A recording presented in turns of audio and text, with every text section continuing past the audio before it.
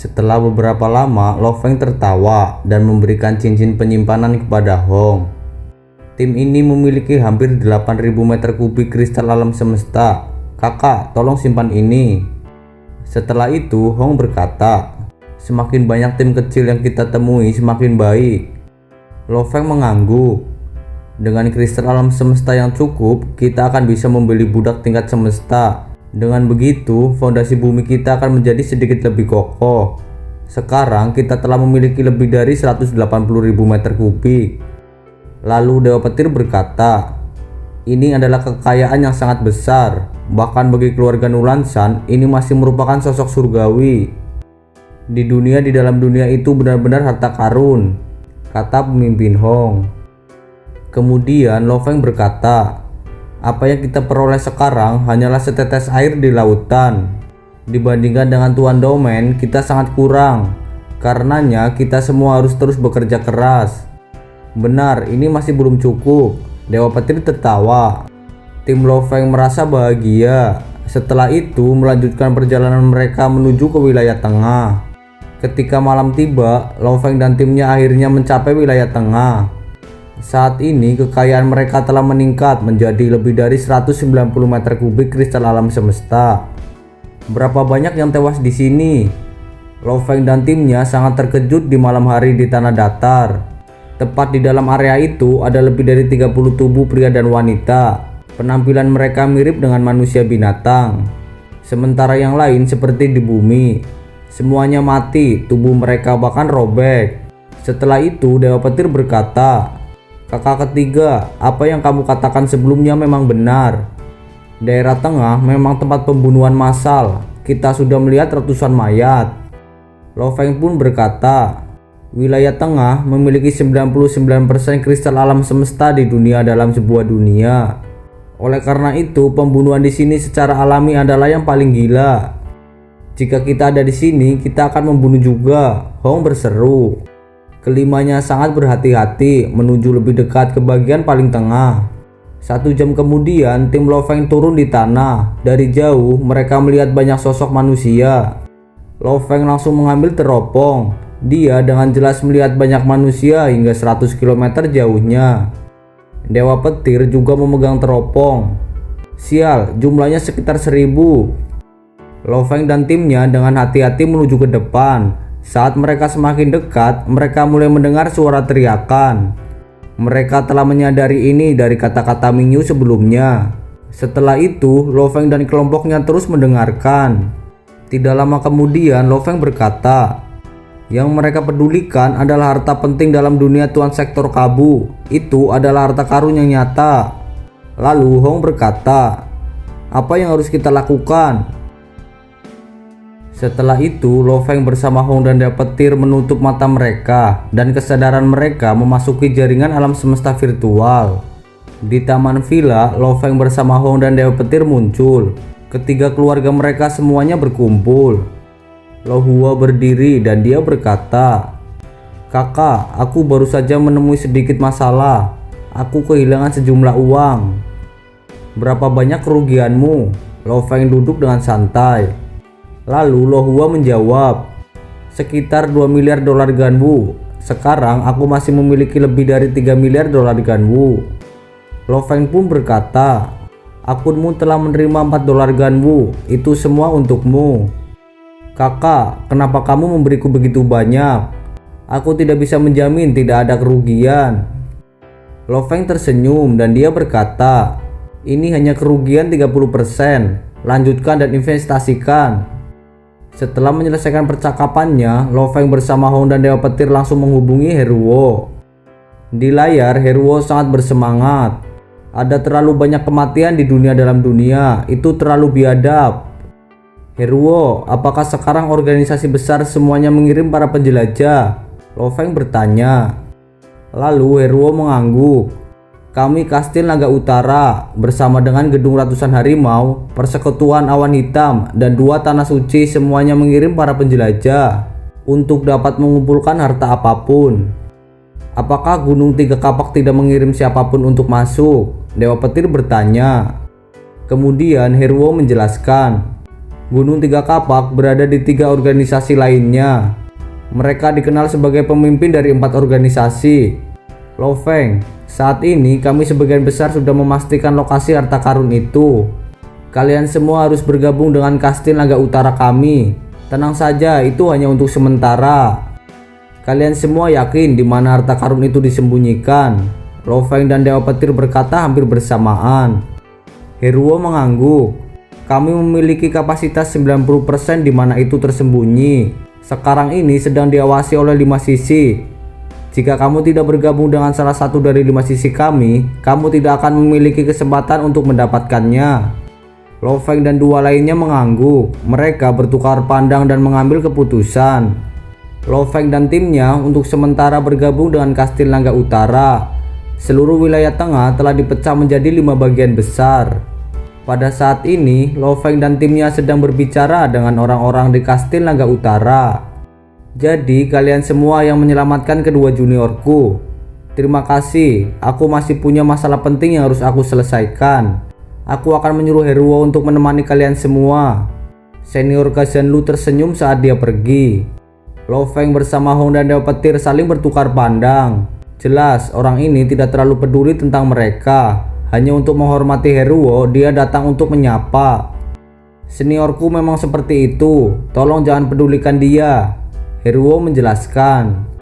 Tidak masalah, Lo Feng tersenyum. Kemudian Heruo berkata, Kastil Naga Utara kami memiliki total sekitar 2100 orang. Setiap 100 orang membentuk formasi persegi. Alasan utamanya adalah untuk mencegah terjadinya kekacauan. Ada 6 formasi persegi yang masih kurang. Kalian mau pilih yang mana? Sedekat mungkin dengan formasi utama organisasi Kastil Naga Utara, kata Lo Feng. Setelah itu, timnya bergabung di formasi ke-18 dari Kastil Naga Utara. Setelah setengah malam berbicara dengan anggota dari formasi lain, tim Lo Feng telah mengetahui banyak hal dan berita baru. Jadi harta karun itu ada di sana. Lo Feng melihat ke posisi tengah dari 5 kelompok besar. Dewa Petir mengangguk. Hanya ada satu bangunan ini, dan itu terletak di posisi paling sentral dunia di dalam dunia. Harta karun pasti ada di dalam kastil ini. Namun ada 5 kelompok di sekitarnya. Mereka tidak ada yang berani bergerak. Lo Feng menggelengkan kepalanya. Siapa yang tahu sampai kapan kita akan menunggu sebelum ada yang bergerak? Dewa Petir berkata.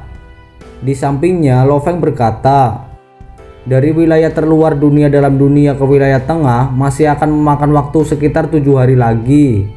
Karena itu pertempuran kemungkinan besar akan meledak dalam 7 hari.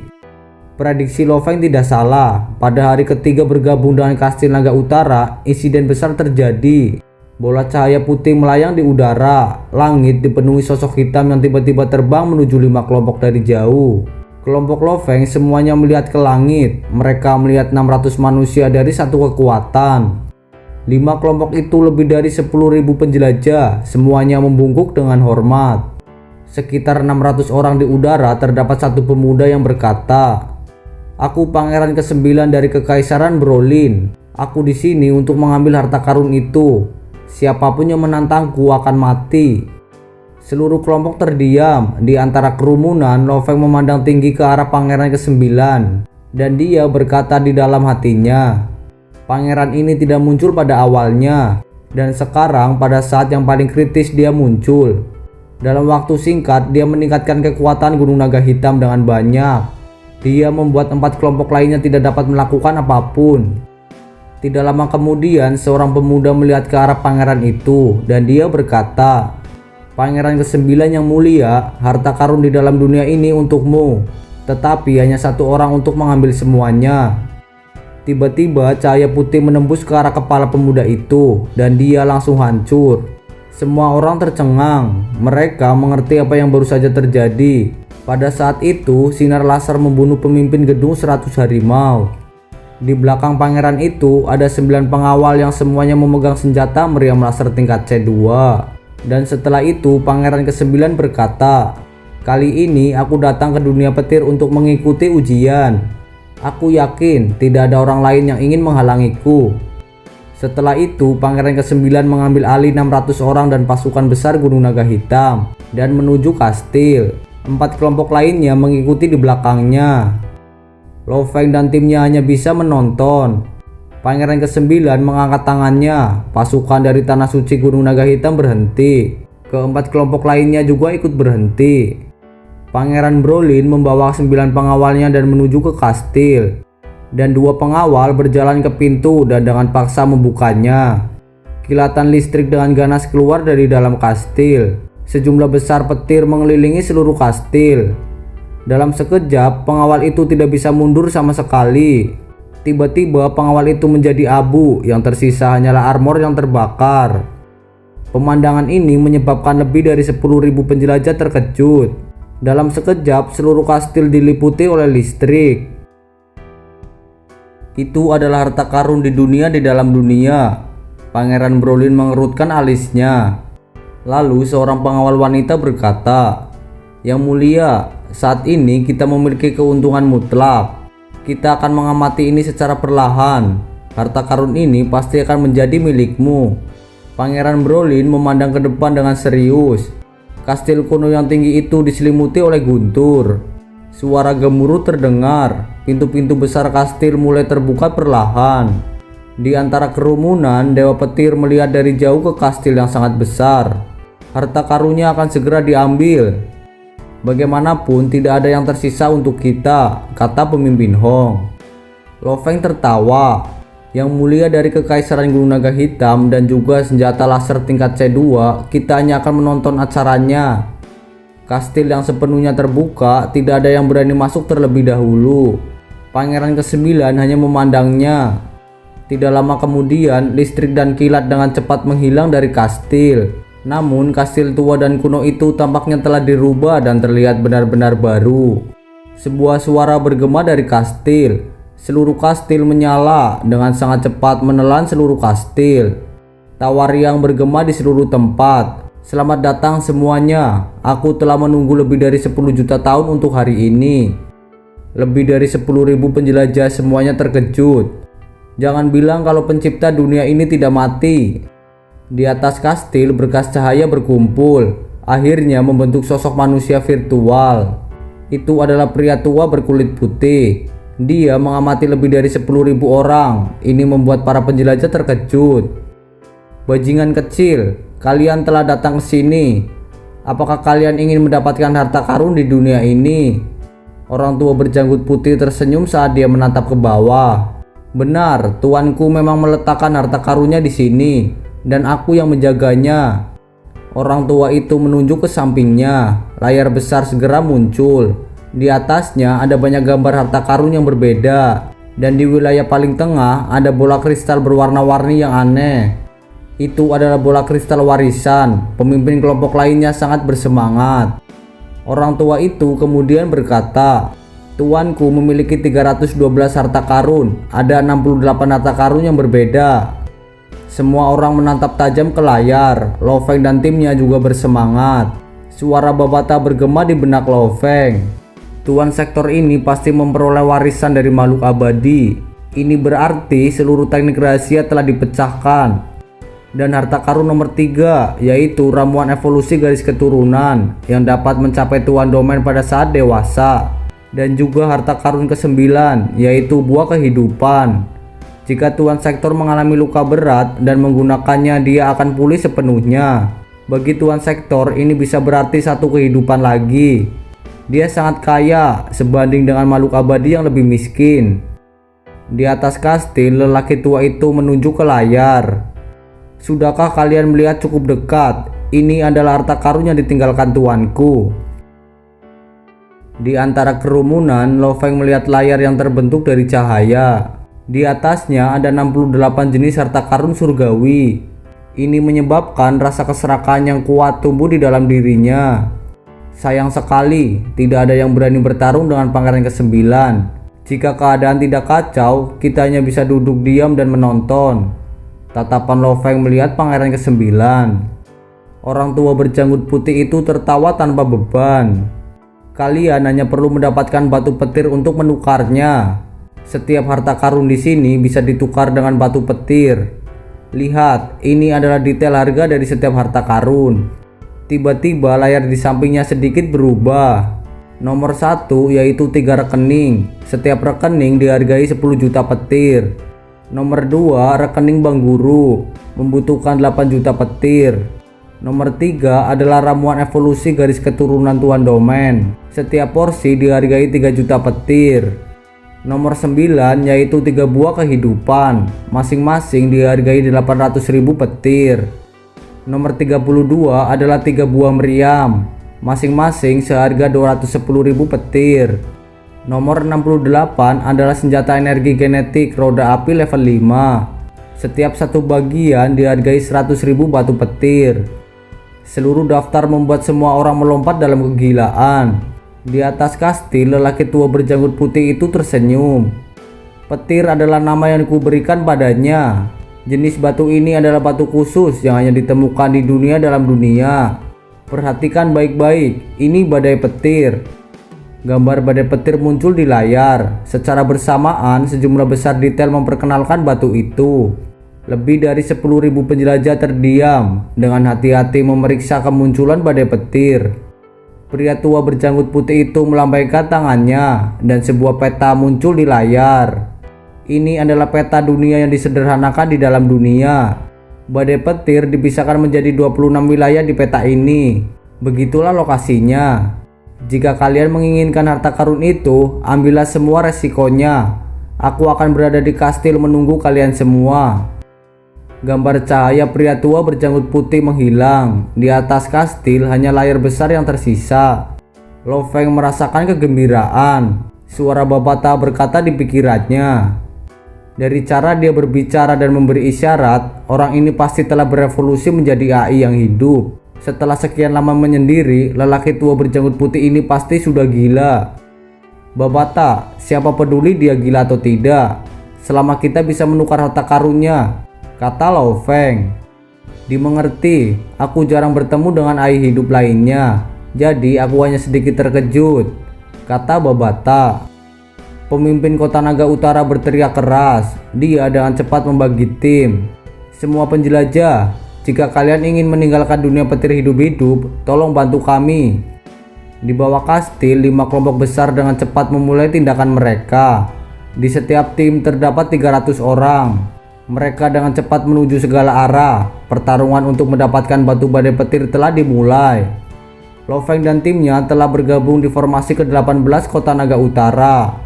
Jika dikumpulkan menjadi satu tim, hampir 300 orang dan dengan cepat menuju ke daerah rawa. Sejumlah besar orang semua terbang dengan kecepatan sangat tinggi. Dewa petir menggelengkan kepalanya. Pertarungan untuk badai petir ini akan membuat semua orang menjadi gila. Lo Feng tersenyum. Bagaimana tidak, seseorang pasti akan memiliki semacam pengaturan untuk harta bendanya. Saat itu Master Planet Yunmo juga bertindak seperti ini. Setelah itu Babata berkata, dulu ketika pertama kali masuk, aku sudah menemukan 2 tempat dengan badai petir. Hanya saat itu aku merasa mereka tidak memiliki nilai apapun. Oleh karena itu aku tidak peduli. Mendengar itu, Lo Feng merasakan kegembiraan yang gila di dalam tubuhnya. Setelah itu Babata menjelaskan, di peta itu ada batu petir di beberapa tempat. Sedangkan untuk detailnya, seseorang masih harus perlahan mencari. Reaksi energi petir sangat rendah, jauh lebih rendah dari kristal alam semesta. Karenanya sangat sulit untuk mencarinya. Aku percaya bahwa 2 juta tentara pasti akan membawa perangkat pemindahan yang kuat dan berharga. Lo Feng mengerti dan dia mengangguk. Kemudian tim Lo Feng melarikan diri dari tim besar. Babata, berapa lama lagi? Lo Feng merasa sangat cemas. Dengan kecepatan ini, mungkin dalam 3 jam kita akan mencapai wilayah batu itu. Babata menjawab. Setelah itu, Lo Feng langsung berkata, jika kita tidak berjuang keras selama kesempatan ini, kita akan disambar petir. Lalu Dewa Petir berkata, jika ada yang menghalangi, kita akan membunuhnya. Dalam perjalanan, mereka telah bertemu dengan tim lain dan sedikit memutar. Ini adalah area padang rumput. Setelah beberapa saat, Babata berkata, sekitar 800 meter di bawah tanah akan ada batu badai petir. Total ada 128.000 batu petir. Lo Feng, ada berapa batu petir? Hong dan Dewa Petir memandangnya. Ada 128.000 batu petir, Lo Feng berkata dengan lembut. Wajah Hong langsung memerah. Kita benar-benar berhasil sekarang. Lo Feng hampir tidak bisa menahan kegembiraannya. Kita akan membuatnya lebih besar. Ini adalah kesempatan surgawi. Jika kita tidak mengambilnya, kita akan menyesalinya sampai kita mati nanti. Cepat dan gali ke bawah. Tienan, kamu bertanggung jawab untuk menutupi lingkungan. Dimengerti Tuan. Tienan menuruti dengan hormat. Lo Feng bersama Hong dan Dewa Petir termasuk Augu langsung menggali tanah. Pikiran Lo Feng bergerak, kemudian rotan Mystic Cloud memanjang dari lengannya dan dengan cepat meraih batu petir di bawah. Batu petir itu berkilau, yang terbesar hanya berukuran 2 kali lipat dari yang terkecil. Di dalamnya menyimpan sedikit energi petir.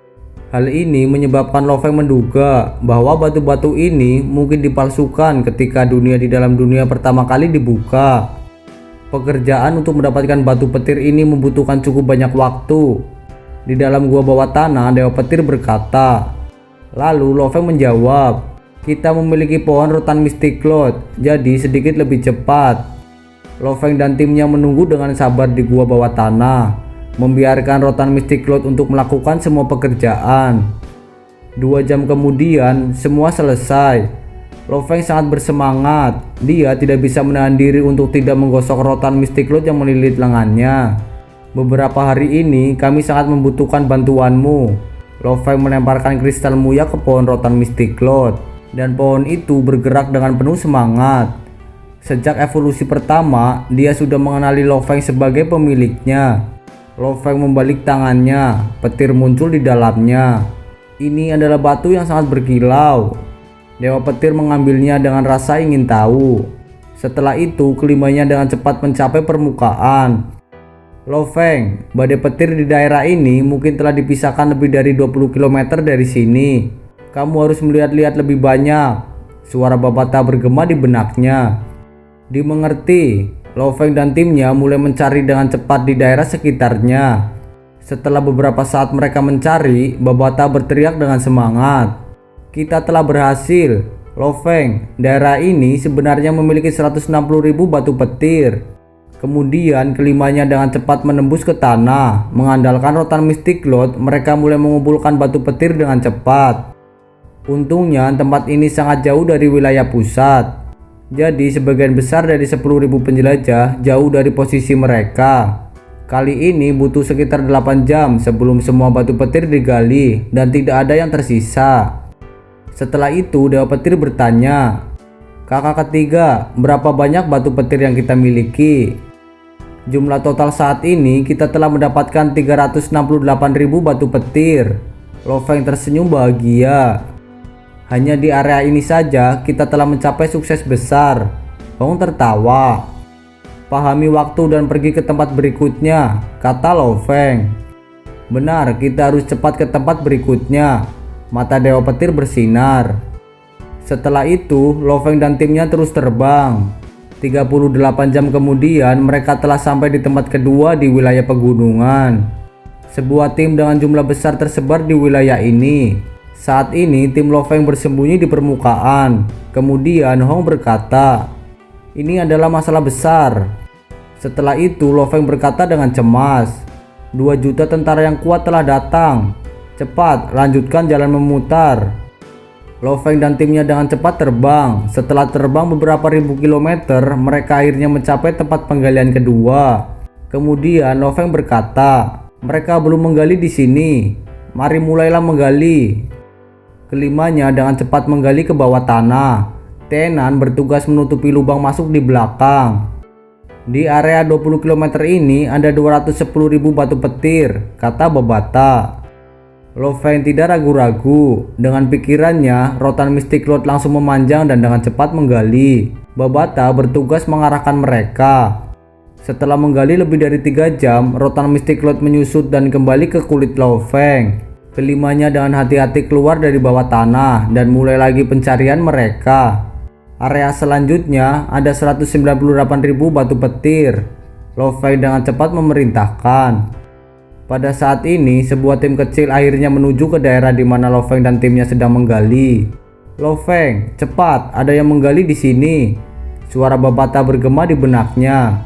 Ekspresi Lo Feng berubah. Pohon rotan Mystic Cloud dengan cepat menggali. Mereka telah menggali dan melapor kepada atasan mereka. Sebentar lagi banyak anggota lain akan turun. Lo Feng, ayo pergi. Babata meraung. Kemudian Lo Feng langsung memerintahkan. Rotan Mystic Cloud dengan cepat ditarik kembali ke lengannya. Setelah itu Lo Feng berkata, ayo kita pergi, semuanya hati-hati. Saat kita keluar dari permukaan, segera ikuti aku dan lari. Sekarang di atas kita ada sekitar 100 penjelajah bintang level 9. Namun dengan kawasan hutan, kita masih punya jaminan untuk kabur. 4 lainnya sedikit mengangguk. 5 berkas cahaya keluar dari bawah tanah. Penggalian Lo Feng di tempat itu sekitar 6 jam. Babata dengan cepat menghitung jalur pelarian yang paling cocok. Tiba-tiba lebih dari 100 prajurit bintang level 9 dengan cepat terbang dan mulai mengejar mereka. Lo Feng dan timnya terus melarikan diri puluhan ribu kilometer sebelum berhenti. Kita akhirnya lolos. Dewa Petir menggosok kepalanya dan tertawa. Lalu Hong berkata, jika kita tidak di dalam hutan mungkin kita akan berakhir. Jika ini bukan kawasan pegunungan, aku tidak akan berani mengambil resiko seperti itu. Lo Feng tertawa. Lalu Dewa Petir berkata, berapa banyak batu petir yang kita dapat dari tempat itu? Kemudian Lo Feng menjawab, di wilayah kedua kita berhasil mendapatkan 170.000 batu petir. Dari seluruh wilayah itu berapa totalnya? Hong bertanya. Sekitar 630.000 batu petir. Lo Feng tertawa. Lumayan, kita mendapatkan sekitar setengahnya. Hong mengangguk. Dewa Petir berkata, jika kelompok itu lebih lambat dalam beberapa jam, kita bisa mendapatkan 90% atau lebih. Pada saat ini 2 juta tentara yang kuat baru saja tiba. Waktu saat ini sangat berharga. Lo Feng dan timnya bertindak sesuai dengan perintah Babata. Mereka terbang menuju daerah yang jauh. Itu karena 2 juta tentara yang kuat tersebar di pintu masuk. Semakin jauh mereka dari pintu masuk, semakin banyak harapan yang mereka miliki. Lo Feng dan timnya terbang selama 8 hari berturut-turut tanpa istirahat.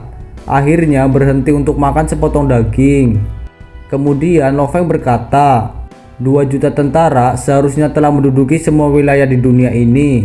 Kita tidak punya harapan lagi. Sekarang mari kita kembali ke tengah dan pergi ke kastil untuk menukar harta karun. Kita benar-benar berhasil selama 8 hari ini. Dewa Petir tertawa. Hong juga tersenyum. Setelah kita menggali di 3 tempat, kita telah memiliki 1.125.000 batu petir. Lo Feng sangat gembira, pencarian telah selesai. Lo Feng dan timnya memulai perjalanan mereka kembali ke wilayah tengah. Setengah bulan tanpa tidur dan istirahat, tim Lo Feng akhirnya berhenti untuk beristirahat dengan baik. Meskipun mereka sedikit lelah, namun semua masih sangat bersemangat. Setelah itu Dewa Petir bertanya, kakak ketiga, harta apa yang kita harus tukarkan? Lalu Lo Feng menjawab, saudaraku, kalian juga memiliki daftar harta karun. Apa yang ingin kalian tukarkan? Dewa Petir pun berkata, meriam D6. Bahkan prajurit Tuan Domain level 9 kesulitan memblokir tembakan itu. Tingkat senjata itu pasti sangat mahal. Lalu Hong berkata, item nomor 11, yaitu jantung bintang. Kalian juga harus mengetahuinya. Lo Feng mengangguk. Tiba-tiba suara Babata bergema dengan marah. Kalian itu sangat bodoh. Lo Feng curiga. Babata, ada apa? Kemudian Babata berkata, jangan bilang kamu siap menukar meriam D6 atau bahkan jantung bintang. Sebuah meriam D6 pertama ukurannya sangat besar dan juga membutuhkan pengumpulan kekuatan yang cukup sebelum bisa menembak. Adapun jantung bintang memang memiliki efek menguntungkan bagi evolusi tubuh. Namun kecepatannya terlalu lambat. Itu bagus hanya untuk petarung biasa. Bagaimanapun kamu sudah memiliki tubuh binatang bertanduk emas, maka tubuh manusiamu tidak dibatasi. Selama kamu memiliki kekayaan yang cukup, kamu akan memiliki banyak cara untuk berkembang. Tidak perlu menggunakan jantung bintang. Kamu itu memang tidak punya ambisi. Babata, apa maksudmu tanpa ambisi? Lo Feng bertanya. Lalu Babata pun berkata, Melihat caramu ini, apakah kamu berencana untuk mengakhiri segalanya saat kamu selesai menukarkan? Lo Feng menjawab tanpa daya. 2 juta tentara telah tiba di dunia dalam dunia. Saat ini tidak ada lagi harapan untuk mencari batu petir. Aku percaya seiring berjalannya waktu itu hanya akan mencapai masa kekejaman dan pertempuran. Bodoh, kamu harus menukarnya dengan buah kehidupan. Babata berteriak. Ada apa dengan buah kehidupan? Lo Feng bertanya. Kemudian Babata menjawab. Buah kehidupan menyimpan sejumlah besar energi kehidupan murni. Kamu harus mengetahui penggunaan energi kehidupan. Lalu Lo Feng menjawab. Aku mengerti, bukankah kristal muya juga menyimpan energi kehidupan yang dapat membuat manusia berevolusi? Setelah itu Babata menjelaskan. Benar, kristal muya dapat membuat manusia berevolusi, namun buah kehidupan ribuan kali lipat lebih tinggi. Bahkan luka tuan sektor dapat segera dipulihkan dengan buah kehidupan. Maksudmu aku harus menggunakan buah kehidupan dan membuatku berkembang? Lo Feng bertanya. Salah, apa kau tidak ingat di bumi apa yang terjadi pada beberapa binatang yang memakan kristal muya? Kata Babata. Mendengar itu, Lo Feng ingat di Pulau Misti beberapa monster meledak saat mereka memakan kristal muya. Sementara beberapa berhasil berevolusi ke level kaisar. Hal utama adalah kekuatan sel seseorang. Semakin kuat semakin baik. Lalu Babata berkata, hanya benda dengan sel yang sangat kuat dan tubuh yang lebih besar yang dapat benar-benar menyerap energi kehidupan dan berkembang. Pohon rotan mistik lotmu berada di tingkat bintang level 9. Batas setiap rotan adalah sekitar 30.000 meter. Ia bahkan memiliki jaringan roh yang sangat besar. Kekuatan sel yang luar biasa ini adalah hal terbaik untuk menyerap buah kehidupan dan dia akan berkembang pesat. Kamu tidak perlu khawatir akan meledak. Ketika saatnya tiba, dengan pohon rotan mistik lo tingkat semesta, kamu pasti bisa membunuh para pemimpin dari banyak kelompok ini dan mengambil item penyimpanan mereka. Darah Lo Feng benar-benar mendidih karena mendengar rencana Babata. Pada hari kedua, tim Lo Feng langsung menuju ke wilayah tengah karena kastil berada di sana.